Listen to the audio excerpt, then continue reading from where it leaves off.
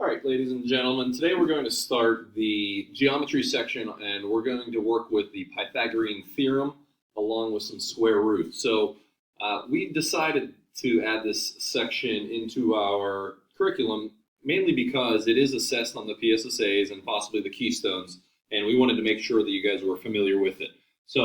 Let's go ahead and get started here. The first kind of problem we're going to look at is something where you had something squared. So in this case, we have x squared equals 100. So essentially, we need to find out what value, when squared, gives me positive 100. So in case you forgot, we did do a couple of these in the past. But if you square root both sides, you think about it that way, the square root and the squared technically would cancel off there. Because think about, what is 3 squared?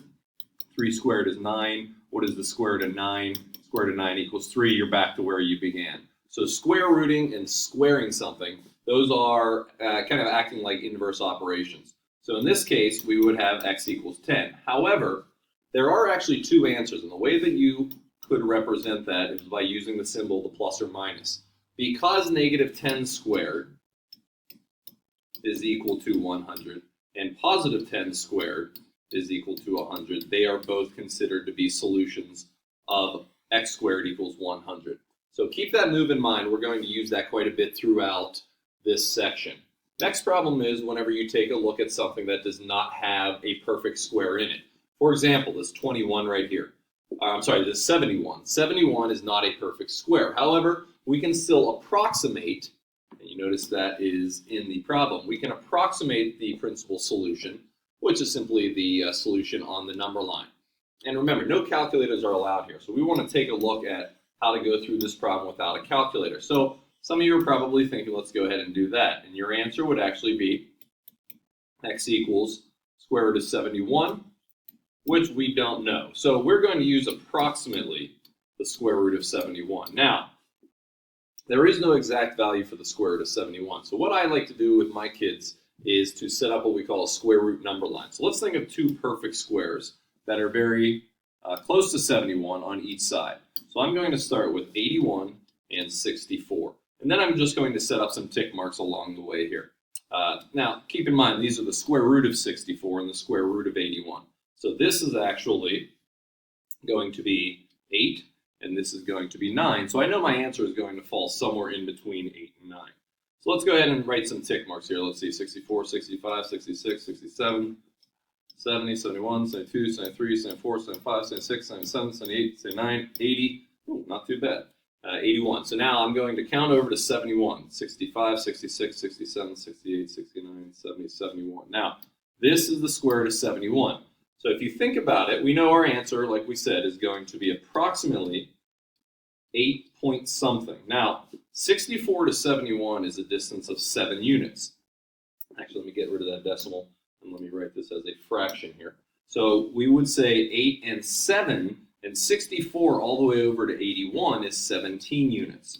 So we would approximate this to be about 8 and 7/17. Now, 7/17 is fairly close to 1/2, but it's a little bit below 1/2. So I would probably make a prediction of 8, maybe 8.4. And as I grab my calculator here and I do this, and you can try this as well, the square root of 71 actually comes out to 8.43. So pretty darn close of an approximation, and that is perfectly fine with us. If you were within 3/100ths of an approximation, that's a pretty good job. So once again, set up a square root number line, put your perfect square to the left of the number, put your perfect square to the right of the number, and then go ahead and approximate in between. Try to get as close as possible. Now, the next slide we're going to take a look at is what actually is the Pythagorean theorem. So if you recall from the past, I know you guys have done Pythagorean theorem before. It's not in the Algebra 1 textbook as an actual section, but it is thrown in there sporadically throughout the year. Remember, a squared plus b squared equals c squared, only used for right triangles. So remember, a right triangle is any triangle that has not a 90-degree measurement in it. And when we use the Pythagorean theorem, it is for when we have any type of situation where we are asked to find one of the missing sides. So here we have A, B, and C. Maybe I give you C and B and you have to solve for A. Maybe I give you A and B and you have to solve for C. That's an example of when you would use the Pythagorean theorem. A lot of different real-life situations out there. For example, Maybe this right here measures the distance of a ladder leaning up against a building, and you need to get it to a window. So how high or how tall does that ladder actually need to be? That's just one of many different examples where you can use the Pythagorean theorem. Now, let's go ahead and look at a couple examples here. So in this case, first we want to go ahead and identify which ones are our sides and our legs. And then here is representative of our, anyone know what that's called? Starts with an H. Hypotenuse. Very good. Remember, our hypotenuse will be our longest side. So we're going to go ahead and set this up and say 8 squared plus 6 squared equals x squared. 64 plus 36 equals x squared. 100 equals x squared. So think back to what we did in the previous slide. You thinking? Good. Square root both sides. And x equals 10. Now, some of you might be thinking, well, how about plus or minus 10? But remember, we're dealing with geometry. We're dealing with measurements. There's no such thing as a negative distance for a side. So we're simply going to erase that. We can even erase that. And my answer here would just be 10. Whether it's 10 feet, 10 inches, whatever it is set up to be. Now, this problem worked out very well because we had a number like 100. Anytime you have a perfect square, 136, 64, 49, any of those, it will work out very well. So now, x equals 10. Now, let's just double check to make sure that is correct. 10 squared equals 8 squared plus 36 squared. That does come out to a true statement. 100 equals 100, check mark. Also, something you want to look at too is this the longest side of the three? Yes, it is. So at least that's a good idea of whether or not we are correct. All right, let's take a look at another one. And here we have a triangle. We want to solve for x. And then notice here it says express your answer as a simplified radical. That is something you may not be familiar with how to do. So we'll also do a decimal rounded to the nearest tenth. So we'll show you both ways. On the PSSA and Keystones, it just depends what they ask for. So go ahead and take a few seconds. Go ahead and pause this. Try to set this problem up, and then we'll reveal the answer. All right, so here we go. Now that we have you got to work on it, we're going to set it up as x squared plus 5 squared equals 10 squared. Then we're going to go ahead and subtract 25 from both sides. X squared equals 75, and x equals the square root of 75. Now here's the part where you're probably a little bit confused. You may not be aware of how to do this. Simplifying the square root of 75, I like to look at it as breaking it down into a kind of like a square root factor tree.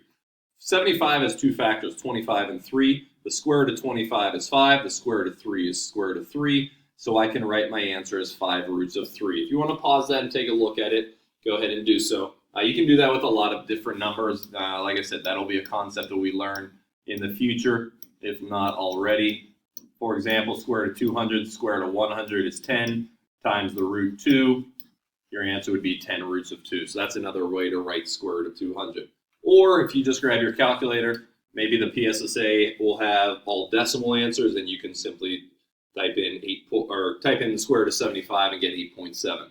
That could also be a problem have to do without a calculator. So once again, you could set up a square root number line and approximate 75 between 8 and 9 because of the perfect squares that surround it.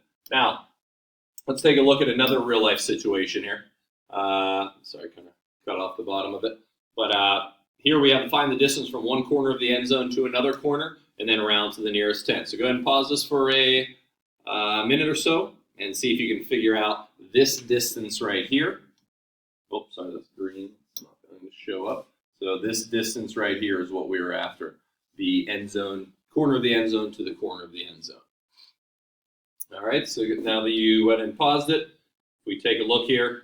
Once again, same procedure. Now 17,209. We are not going to ask you to approximate a value like this. That's a little bit drastic there. So you could just grab your calculator. Square root of 17,209 comes out to 131.2 yards. So once again, as you notice, that is the longest side of the three. So hey, at least we're in the ballpark of it being the correct solution. So be careful. Make sure you think about reasonable answers before you choose something on a multiple choice, especially on those standardized tests. Now, let's take a look for a distance from point A to B. Now, I don't know if you recognize or not, but this 120, 53, they're the exact same two numbers as in the last problem. However, all we did was applied it to a coordinate plane here now. So we plot the point 0, 0, the point 120, 53, and we want to figure out essentially what is the distance from A to B. So what I would recommend you do is take a look at this. Well, if this point is 120, 53, that means it's 120 units across, and from here to here is a height of 53 units. So right now, take a few seconds and see if you can use the Pythagorean theorem to come up with the distance from A to B. Go ahead and pause it. And now that you're back, we take a look here, and hopefully you've got the same thing that we got in the last slide, and it is a distance of 131.2. Now, one thing that kids sometimes try to do is they simply try to count the tick marks from here to here, from A to B. That does not work. Please do not do that. That is essentially all you're doing for the horizontal distance and the vertical distance, but diagonals, does not work. Please don't take that approach. So if you're ever given something on a coordinate plane, creating your own triangle definitely would be a good idea. Case in point right here, and this is our last problem. This is the end of day 1. Let's find the distance from point A to point B. So let's write what we need to solve here. So we'll call this C. That is going to represent my hypotenuse. Now, let's look at the horizontal distance. First of all, I actually can plot my point here. It's at -6, if you wanted to, -6, 1, and this point was at 2, -3. Now, there is a different way to do this. It's called the distance formula. If you know it, come test time, you can use it, but it is essentially the exact same thing as using Pythagorean theorem. So I'm going to count over from -6 to +2. 1, 2, 3, 4, 5, 6, 7, 8 units across. Oops, sorry, I went too far. 8 units across there. And then I'm going to count down 1, 2, 3, 4, 4 units down. So if you notice, 1 to -3 is 4 units, -6 to +2 is 8 units. That's how I get the measurements of both sides. Now all I want to do is set up the Pythagorean theorem. So go ahead and pause it, and I'm going to do so. All right, now we're back. You should have the square root of 80. Now, if you recall from earlier in the video, square root of 80 is not an acceptable answer because we want it as a simplified radical and a decimal rounded to the nearest tenth. So the square root of 80, now the square root of 81 is 9. So decimal-wise, you don't even really need to grab a calculator. I would probably just approximate this to about, sorry, let me do the squiggly lines, about 8.9, and we don't have units here, so 8.9 would be our distance. Now, let's go ahead and break this down as a simplified radical. Square root of 80, a lot of you are probably thinking square root of 8 times square root of 10, but there's actually a better one. Try to find a big perfect square in there. In this case, square root of 16 is a perfect square. 5 is a prime number. That's ideal because the square root of 16 is 4, and you cannot break down the square root of 5 any further. So we would say that C would equal 4 roots of 5.